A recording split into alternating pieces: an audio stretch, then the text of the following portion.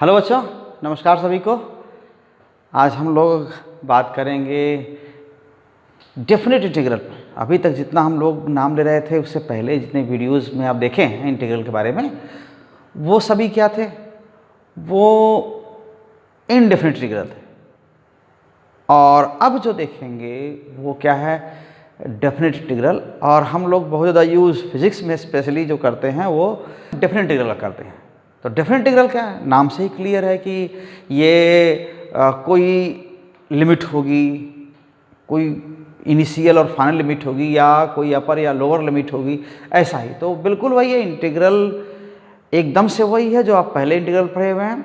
और इन इंटीग्रल्स को एक लिमिट के अंदर हम वैल्यूज़ कैलकुलेट करते हैं तो डेफिनेट होता है। और इसकी यूनिक वैल्यू होती है, डेफिनेट इंटीग्रल की वैल्यू यूनिक होती है। जो सी कांस्टेंट आता है इंटीग्रल में, इंटीग्रेशन में, जैसे अगर मान लेते हैं कि ये एफ एक्स का इंटीग्रल लेना है एक्स के रिस्पेक्ट में, और हमने मान लिया कि हाँ ये जी एक्स आ गया, तो प्लस सी आप ये लिखते हैं, ये सी होता है। तो जब डेफिनेट इंटीग्रल होगा तो क्या होगा? ये सी नहीं होगा, क्योंकि ये अगर अलग अलग डिफरेंट लिमिट्स में अगर हम अपर या लोअर लिमिट में अगर इसको कैलकुलेट करते हैं तो ये जो कांस्टेंट है वही होगा, और अपर और लोअर लिमिट के बीच जो डिफरेंस है इंटीग्रल के, वही डेफिनेट इंटीग्रल होता है। तो जो सी है वो कट जाता है। तो हम इस पर ये बात करते हैं। बहुत छोटी सी चीज़ है, बस एप्लीकेशन ही समझिए। तो इससे पहले हम बात शुरू करें, आपसे रिक्वेस्ट है, अगर आप इस चैनल पर नए हैं तो चैनल को सब्सक्राइब जरूर कर लीजिए, और भी वीडियो आएंगे। और अगर पहले से ही चैनल से जुड़े हुए हैं तो आप वीडियोस को शेयर करिए और लोगों तक पहुंचाइए, और अपने सजेशन जरूर भेजिए ताकि हम और अच्छे से इस काम को कर सकें। तो आइए देखते हैं क्या होता है ये डेफिनेट इंटीग्रल। तो डेफिनेट इंटीग्रल देखिए, ये ओके, दिस इज इंटीग्रेशन। कई तरह से कहते हैं कि ये क्या है? ये integration with upper and lower limit, upper and lower limit. एक तो ये कह सकते हैं, या इसी को क्या बोलते हैं? इसको रीमान इंटीग्रल भी बोलते हैं, रीमान इंटीग्रल ऐसा बोलते हैं। या फिर इसको हम क्या बोलते हैं? Integral within the limits between two limits, okay, या boundaries. So integral between two boundaries. अगर मान लेते हैं किसी का इंटीग्रल f, किसी फंक्शन f का इंटीग्रल जी एक्स आता है, एफ एक्स का इंटीग्रल जी एक्स आता है, तो फिर जो डेफिनेट इंटीग्रल है उसको हम क्या लिखते हैं? So if integration f x D x it comes g x, मान लिया कि जी एक्स आ रहा है, तो जो इसकी अगर बाउंड्रीज हैं, इसकी लिमिट्स हैं, तो definite integral then and plus C हो सकता है। Then definite integral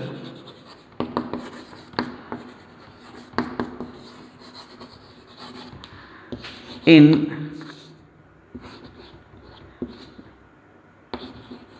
between the limits,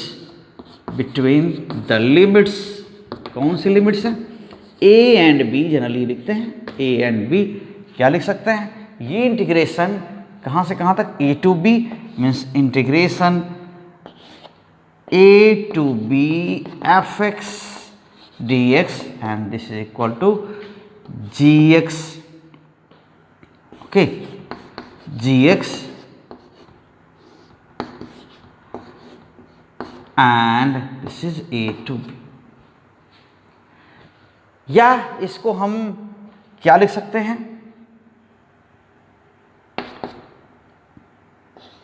ji B minus G A, this is different integral, okay, this is definite integral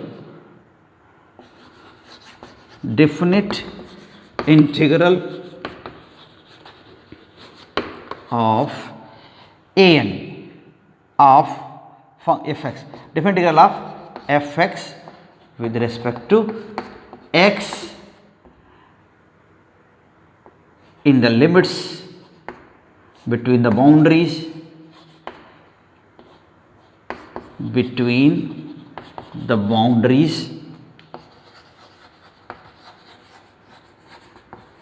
a and b। तो यही definite integral ऐसे है, इसको हम definite integral कहते हैं इसलिए कि इसकी बाउंड्री हो गई। तो यहाँ पर c क्या हो जाएगा, ख़त्म हो जाएगा अगर देखा जाए तो ये हम देखते हैं कि ये c कैसे गायब हो जाता है या नहीं होता इसमें, क्योंकि इनडेफिनिट वैल्यू जो c की वजह से आती है, c कुछ भी हो सकता है, लेकिन यहाँ c रहेगा नहीं तो क्या होगा, फिर तो कोई इसकी जो यूनिक वैल्यू आएगी फाइनाइट वैल्यू आएगी। Okay, so definite integral has unique value. Okay, so what is here? Indefinite integral has, so definite integral has unique value,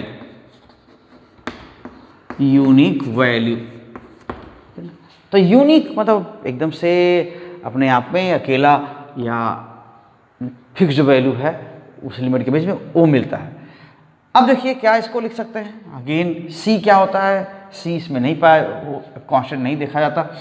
ठीक, अगर यहाँ आप देखें a to b, अगर fx dx, f का different integral ले रहे हैं और ये क्या है gx प्लस c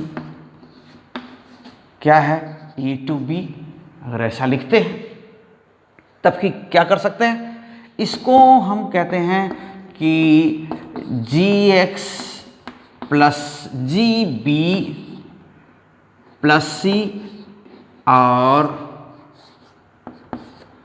ठीक है माइनस ge प्लस c। तो आपको मिल गया, आपको मिल गया ये gb minus ga। So this is a finite value, okay, this is unique value. तो ये होगा डेफिनेट इंटीग्रल। तो ऐसे ही इसकी आज हम प्रॉपर्टीज भी देखेंगे। तो ये रिप्रेजेंट क्या कर रहा है, a और b क्या है, किसकी वैल्यूज हैं, एक सर्टेन वैल्यूज हैं x की, इंडिपेंडेंट वेरिएबल x की सर्टेन वैल्यूज हैं। Okay, so a and b ये क्या है, these are certain values of independent variable। कौन सा independent variable, x, independent variable x, okay, variable x। तो इसकी और अगर इनके लिए जो इंटीग्रल मिला हुआ है, इन वैल्यूज पर जो इंटीग्रल मिले हुए हैं, तो वो जो डिफरेंस है, okay, so for these values, जो डिफरेंस है इंटीग्रल का इन वैल्यूज के लिए, उन्हीं का वही डिफरेंस क्या होता है, डेफिनेट इंटीग्रल होता है, किसका, fx का, जो ये फंक्शन दिया हुआ है। तो g, जो फंक्शन g है वो b पर कितना है, वो a पर कितना है, इन्हीं दोनों का डिफरेंस है ना, gb माइनस ga, यही क्या होता है, ये बोलते हैं डेफिनेट इंटीग्रल किसका, fx का, इस बाउंड्री में। तो फॉर दीज वैल्यूज के difference of integral of fx, that is G B minus G A, इसी को क्या बोलते हैं हम, is known as definite integral, is known as definite integral.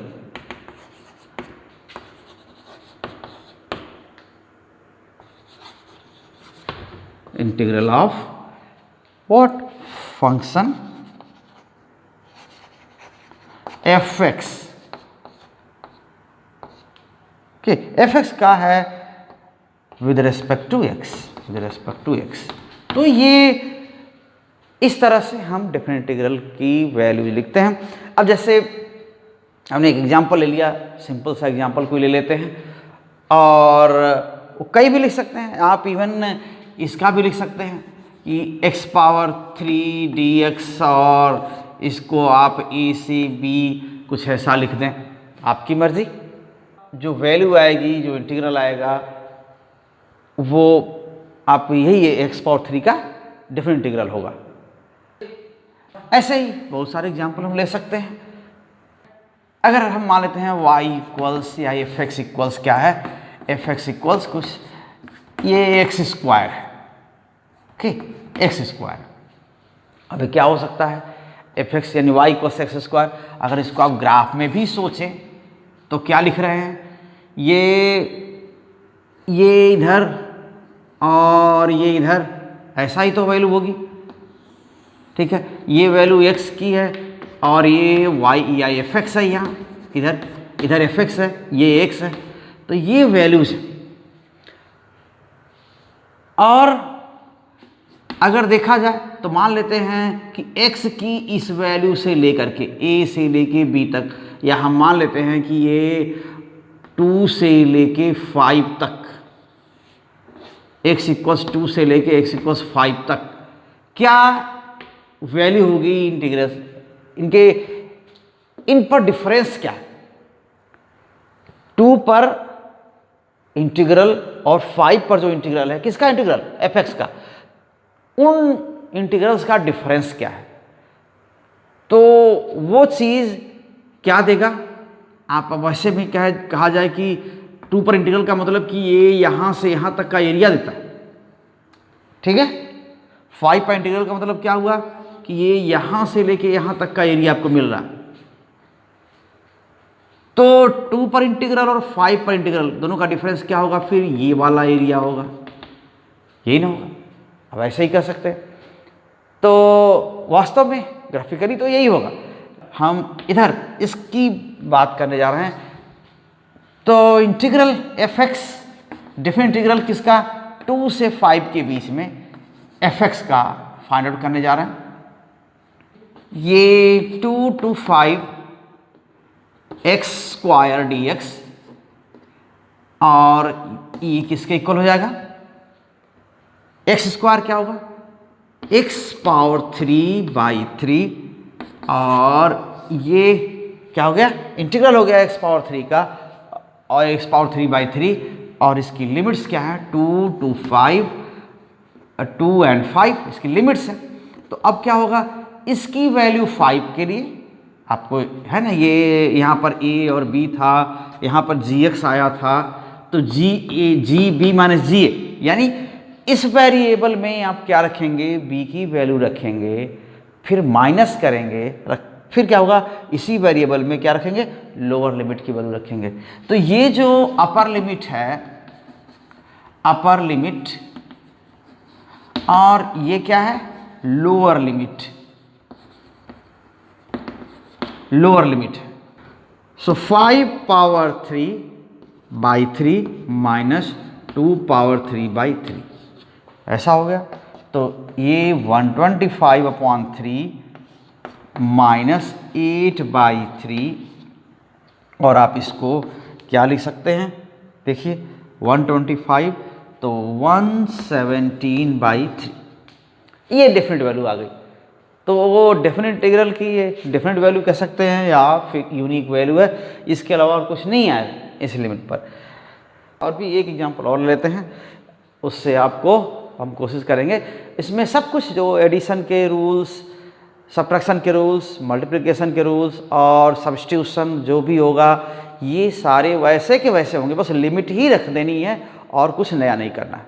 तो इंटीग्रेशन तो इंटीग्रेशन ही है, आपको बस लिमिट रखनी है। आप देखिए इसको, पहले ही बताया था कि इंटीग्रेशन क्या होता है। ये एरिया अंडर द ग्राफ ये आपको देता है और डिफरेंशिएशन क्या है, ये आपको स्लोप देता है। तो इन दोनों से हम आप दोनों से ये जान सकते हैं। तो डेफिनेट इंटीग्रल में एक और एग्जांपल लेते हैं। मान लेते हैं कि हम इंटीग्रेशन ले रहे हैं किसका, ए स्क्वायर माइनस एक्स स्क्वायर ऐसे। अब तो ये सब्ट्रैक्शन जैसा दिख रहा है dx, और ये लिमिट कहाँ से, 0 से लेके a तक, कुछ ऐसा। इसके इक्वल क्या होगा, इसका क्या इंटीग्रेशन होगा। तो आप इसमें आप देख सकते हैं कि अगर इसको पहले इंटीग्रल आप इंटीग्रेशन ले लेंगे तब लिमिट्स रखेंगे। तो इंटीग्रेशन अगर इसका आप देखते हैं इंटीग्रल अगर पहले इसका इंटीग्रल फाइंड आउट कर लेंगे, उसके बाद हम क्या करेंगे, फिर लिमिट्स रखेंगे। तो पहले हम इंटीग्रल से देते हैं कि A square minus X square dx को हम क्या लिख सकते हैं, 0 to a ये है, और a square dx minus X square dx ऐसा लिख सकते हैं ना। ये क्या हो जाएगा, 0 to a, और ये तो कांस्टेंट है square, a square into 1 dx minus क्या हो जाएगा ये एक्स स्क्वायर dx, ये तो एज इट इज है, तो इसमें कोई दिक्कत तो है नहीं। इनका इंटीग्रल लेते हैं आप, तो 1 इंटू डी एक्स क्या हो जाएगा, x, और ये तो कांस्टेंट है, तो a स्क्वायर और x ऐसा हो जाएगा। क्योंकि अगर अलग से इनका इंटीग्रेशन हम देखें, इनका इंटीग्रल फाइंड आउट करें, तो क्या हो जाएगा, इंटू डी एक्स ये हो जाएगा, और इसकी ये तो a स्क्वायर बाहर आ जाएगा, और यहाँ पर x power 0 dx and a square and x, यही होता है। तो x पावर 0 का इंटीग्रल क्या होगा, x पावर 1/1 ऐसा होगा। तो इतने का इंटीग्रेशन यहाँ आ गया, इसका इंटीग्रेशन यहाँ आ गया, और माइनस, और इसका इंटीग्रेशन क्या है, एक्स स्क्वायर dx जो देख रहे हैं आप, इसका इंटीग्रल हो जाएगा आपका x पावर 3/3। अभी हम c कांस्टेंट वगैरह नहीं रख रहे हैं क्योंकि उसकी ज़रूरत है नहीं रखने की। तो यहाँ पर x पावर 3/3 और इसी पर लिमिट रखेंगे। तो ये इंटीग्रल हम कैलकुलेट कर लेंगे, या पहले इसको आप लिमिट ना रखिए, पहले इंटीग्रल अलग से कैलकुलेट कर लीजिए, उसके बाद लिमिट्स रख दीजिए। तो ऐसे आप करके इसको अलग से फाइंड आउट कर सकते हैं। अब अपर लिमिट इन जो वेरिएबल्स हैं, कहाँ वेरिएबल है, x है और x पावर ये x है ना, इसी में a की वैल्यू रखेंगे, फिर माइनस करेंगे, फिर लोअर लिमिट की वैल्यू रखेंगे 0, मतलब x की प्लेस में आप 0 रख देंगे। तो अभी जो मिलेगा आपको वो क्या मिलेगा, a square into a minus, फिर यहाँ रखेंगे a पावर 3/3, यहाँ हुआ a की वैल्यू रख दिया, माइनस, फिर दोनों जगह 0 रखेंगे, 0 0 तो क्या होगा, तो 0 ही आएगा, 0 माइनस 0, तो क्या मिल गया आपको, a पावर 3 यहाँ और a पावर 3/3 यहाँ, तो मिल क्या गया, 2a पावर 3/3। ओके, ये डिफरेंट इंटीग्रल के कुछ छोटे मोटे ऐसे एग्जाम्पल थे। हम लोग अगले वीडियो में जब आएंगे लेके, तो प्रॉपर्टीज़, डिफरेंट इंटीग्रल की प्रॉपर्टीज़ के बारे में बात करेंगे। बहुत सिंपल चीज़ें वहाँ पर हैं प्रॉपर्टीज़ में। और जब आप इंटीग्रेशन जान गए हैं, इंटीग्रल्स के बारे में जान गए हैं, तो अब डिफरेंट इंटीग्रल के बारे में बहुत टेंशन लेने की ज़रूरत नहीं है, बहुत सिंपल है। और सीधे कुछ सिचुएशंस में, कुछ खास सिचुएशंस में ये हम थोड़ा शॉर्टकट्स भी यूज़ करते हैं और फार्मूले का यूज़ कर देते हैं। तो फिर हम उसके लिए अगले वीडियो में आएंगे, और तब तक आपसे फिर एक बार रिक्वेस्ट कि आप ज़रूर वीडियो को शेयर करिए और पूरा देखा करिए और साथ बने रहिए। Okay, thank you very much.